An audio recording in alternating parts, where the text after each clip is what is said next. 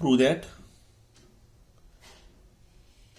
measure of an inscribed angle is half of the measure of arc intercepted by it. पहा, आपल्याला हा theorem prove करायचा सांगितलं आपल्याला, ठीक आहे. नाही हा this is the inscribed angle theorem. This theorem is called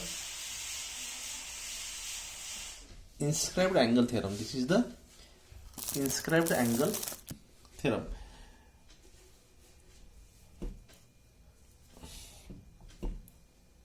Prove that past statement काय आहे?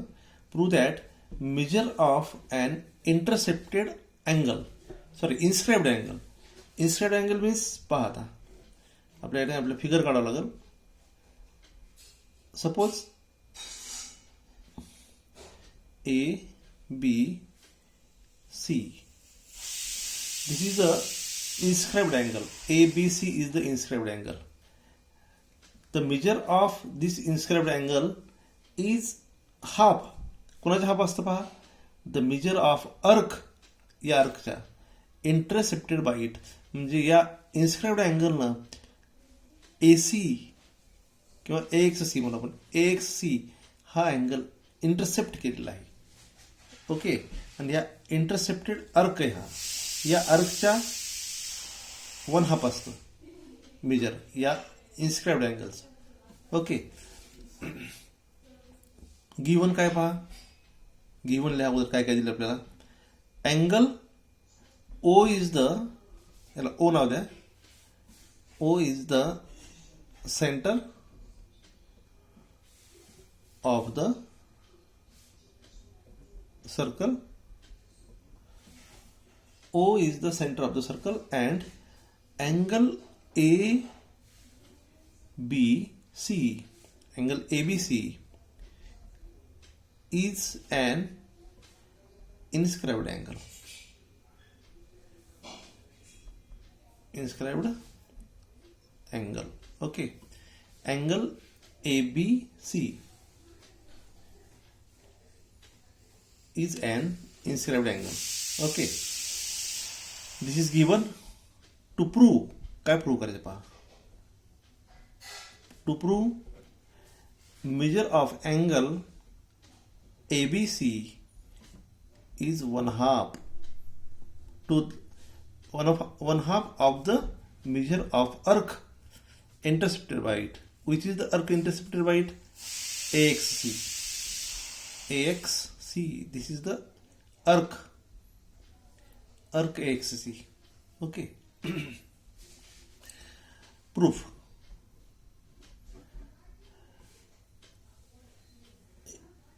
See carefully here. Here are 3 possibilities about center of the circle and inscribed angle. There are 3 possibilities. Which are 3 possibilities? पहा कोणत्या कोणत्या possibilities आहेत. Centre is on the arm of the inscribed angle. म्हणजे हा centre पहिल्या कंडिशनमध्ये कसा असू शकतो की या बाजूवर असू शकतो, या इन्स्क्राइब्ड अँगलच्या बाजूवर. This is the first condition. Second condition काय असू शकते पहा, मी तुम्हाला सांगतो. सेकंड कंडिशन काय असते, this is the first condition. Second condition काय असते की हा अँगल आपलं सेंटर या इन्स्क्राइब्ड अँगलच्या इनसाइड मध्ये असू शकतो. ऐक नाही, या ठिकाणी 3 केसेस आहेत. देर आर 3 पॉसिबिलिटीज, 3 शक्यता आहेत. Which are the whose about centre of the circle and inscribed angle. या दोघांमध्ये 3 पॉसिबिलिटीज कोणत्या कोणत्या आहेत की या इन्स्क्राइब्ड अँगलच्या आर्मवर म्हणजे बाजूवर हा सेंटर असू शकतो किंवा इन्स्क्राइब्ड अँगलच्या इंटिरियर भागामध्ये हा सेंटर, कशाचा सेंटर, सर्कल सेंटर असू शकतो. थर्ड कंडिशन इज द पहा कोणती असू शकते. Centre is outside the ABC. This is the inscribed angle. Outside the inscribed angle. या inscribed angle बाजूला बाह्य भागात असू शकतो हा सेंटर. म्हणजे सेंटर एकतर त्या inscribed angle बाजूला असू शकेल किंवा तो सर्कलचा सेंटर inscribed angle अंतर्भागात असेल किंवा बाह्य भागामध्ये outside the inscribed angle. The center is outside the inscribed angle. म्हणजे बाह्य भागात असेल. याच्या भागात येत नाही, तो बाह्य भागात आहे. आपल्याला कोणतीही कंडिशन परीक्षेला विचारली तर आपल्याला ती लिहिता येते, नाही नाही. फर्स्ट कंडिशन मध्ये काय असेल बघा. कंडिशन फर्स्ट कोणती कंडिशन आहे? First, the centre is on the arm म्हणजे sides of the inscribed angle. Inscribed अँगलच्या आर्मवर हा सेंटर असू शकेल. आता पहा प्रूफ कसं द्यायचं आपल्याला. This is the first condition. आता या ठिकाणी काय करू आपण? कन्स्ट्रक्शन करू. Join O and C. Construction. आपण कंस्ट्रक्शन करायलो. Join O and C. Okay.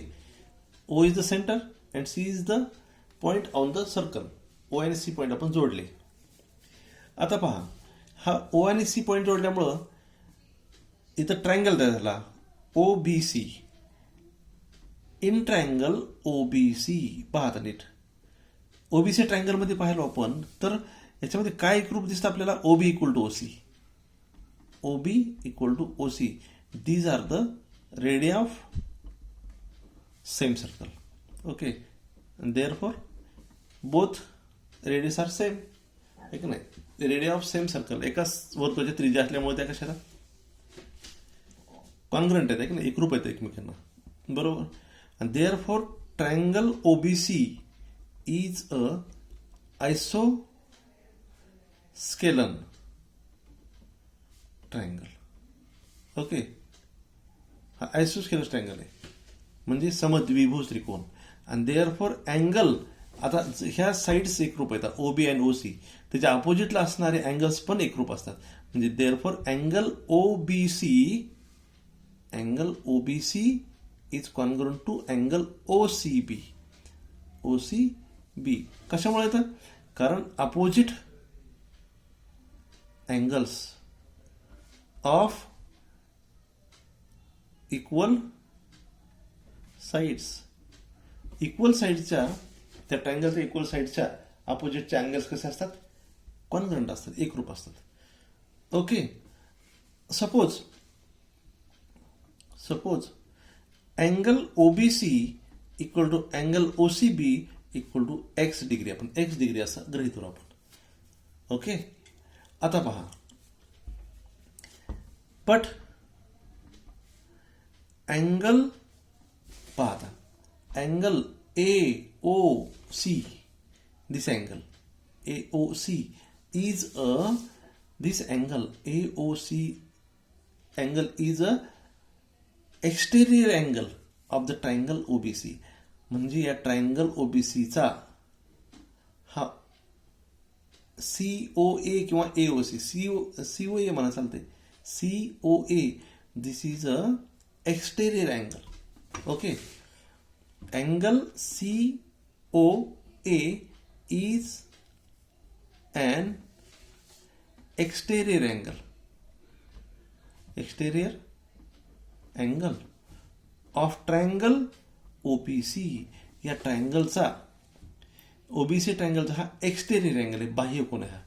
आणि देअरफॉर बाय एक्सटेरियर अँगल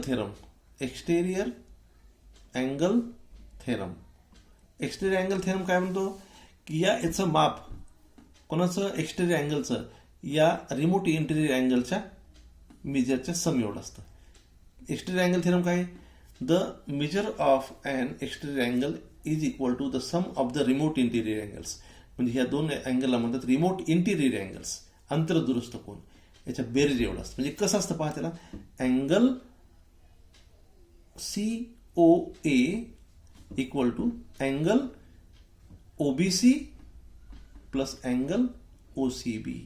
पहा हा OBC आणि हा OCB या दोघांच्या बेरीज एवढा याचं माप असतं.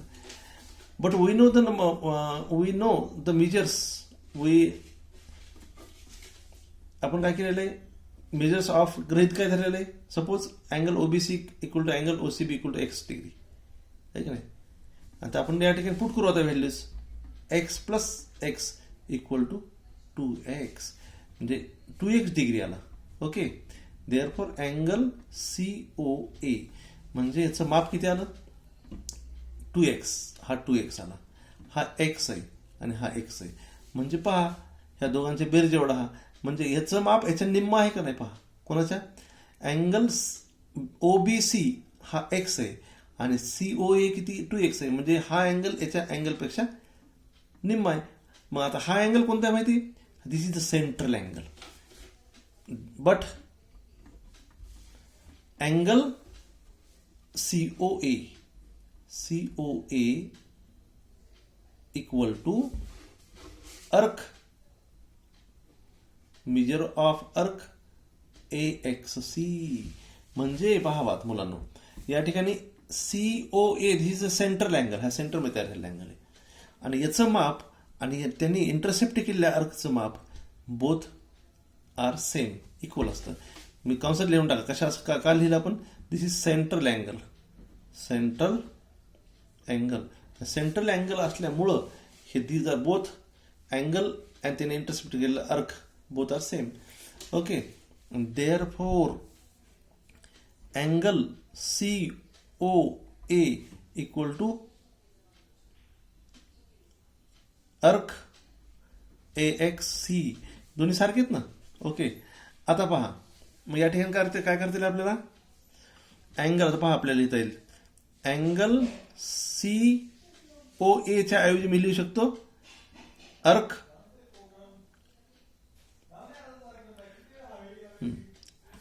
आता पहा हा अँगल निम्मा आहे, हा कोणाचा OBC ला मी काय म्हणू शकतो, ABC अँगल ए, ठीक आहे. Angle OBC is equal to angle OBC equal to 1/2 measure of angle COA. पहा COA म्हणजे हा अँगल कोणता अँगल, हा X अँगल याच्यापेक्षा कसा आहे, निम्मा आहे. आणि देअरफॉर ह्याला इक्वेशन नंबर 1 म्हणू आपण, अर्क आणि हे इक्वेशन 1 म्हणू याला.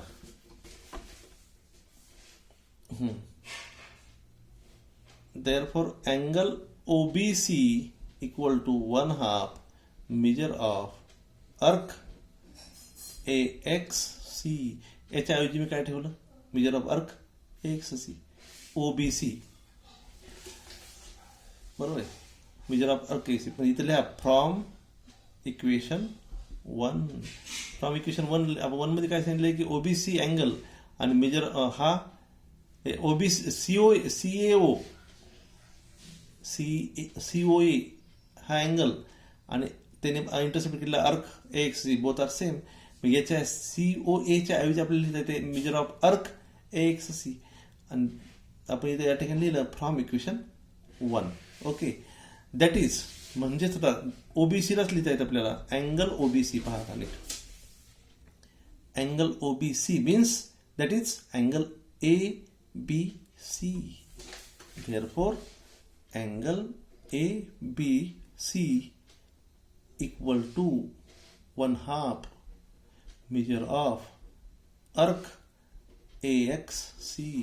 This is our required answer and hence prove. हे prove झालं पहा. पहा आपल्याला प्रूव्ह काय करायचं होतं. To prove angle A B C equal to 1/2, angle A B C equal to 1/2 measure of arc axis आलं नाही. पहा मग angle A B C equal to 1/2 measure of arc axis. Okay. आता पहा दुसरी कंडिशन काय आहे. दुसरी कंडिशन कशी आहे.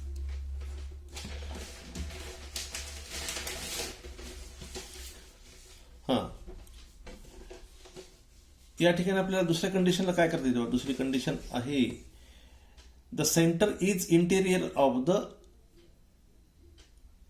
इनसाइड किंवा interior area of the inscribed angle ABC. Okay. This is the second condition. इथं पण आपल्याला काय करावं लागेल. या ठिकाणी हे असं आपण हा this is the diameter A B C इथं डी लिहू आपण या ठिकाणी. बरोबर आहे. सपोज डी आणि मग या ठिकाणी डी लिहिलं तर जॉईन करू ह्याला आपण असं. बरोबर आहे. मग आपण हा अँगल आता प्रूव्ह केलेला आहे. असंच पूर्ण प्रूव्ह करायचा.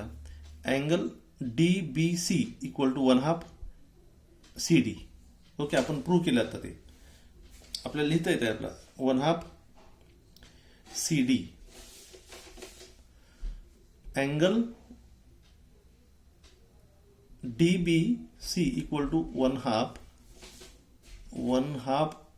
अर्क C D measure of arc C D. या सी डीच्या निम्मा आहे. पहा आताच प्रूव्ह केलं आपण. डी बी सी याचं माप सी डीच्या अर्कच्या निम्म प्रूव्ह केलंय. तसं आपल्याला काय करता येईल. इकडे जॉईन करता येईल. हे at the same time at the same कंडिशनला आपण आपल्याला आता काय करता येईल. सेम कंडिशनला असं लिहिता येईल की या ठिकाणी हे सुद्धा प्रूव्ह करता येईल आपल्याला. अँगल हे जोडून ओ आणि ए जोडा आणि लिहिता येईल आपल्याला angle D B A angle D B A equal to 1/2 measure of arc. Measure of arc कोणता. एडी. पहा एडी अर्क ह्या एडीचा निम्मा A D. This is equation number 2 and this is equation number 3. From equations 2 and 3 मग 2 and 3 ची बेरीज करू आपण. Angle D B C plus angle D B A equal to या दोघांची बेरीज करा इकडं 1/2 measure of arc C D plus 1/2 measure of arc A D. आणि काय करा आता दोघांची जर बेरीज केली काय येते बघा आता. डीबीए डीबीसी डीबीए अँड डीबीसीची बेरीज केली तर कोणता अँगल याला एबीसी. अँगल एबीसी दोघांची बेरीज. therefore angle ABC equal to 1/2 measure of arc. आता दोघांची बेरीज काय केली आपण कोणत्या कोणत्या अर्कची. सी डी अँड ए डीची बेरीज केली तर कोणता अर्क येईल. एसी. हा एसी अर्क. ओके.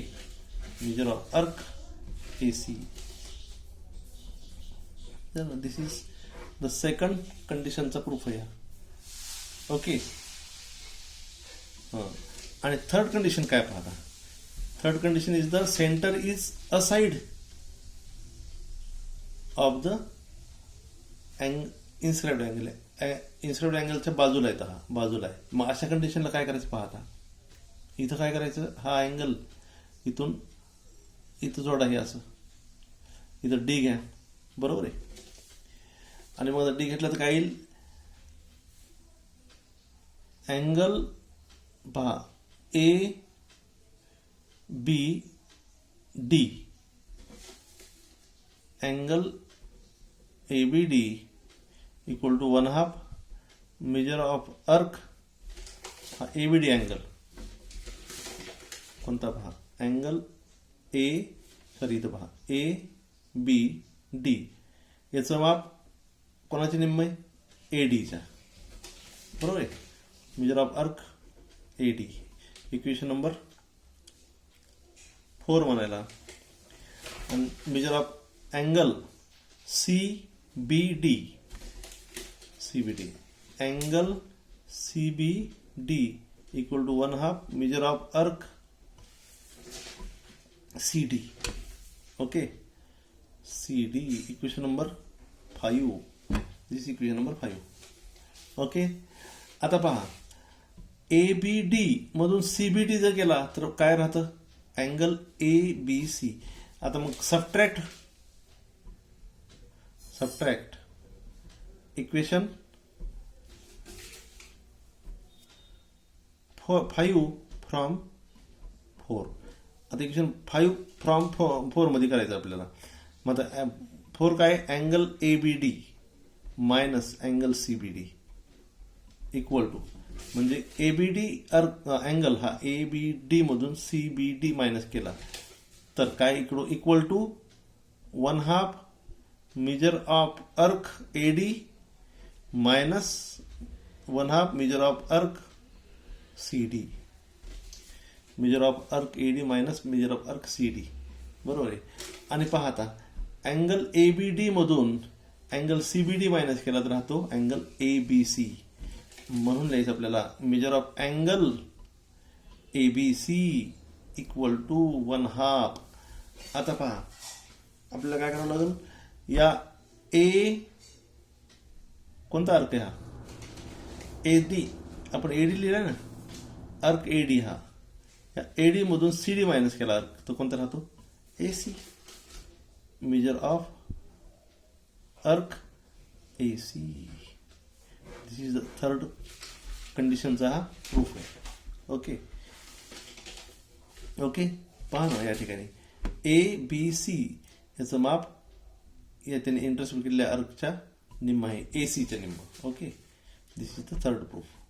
ओके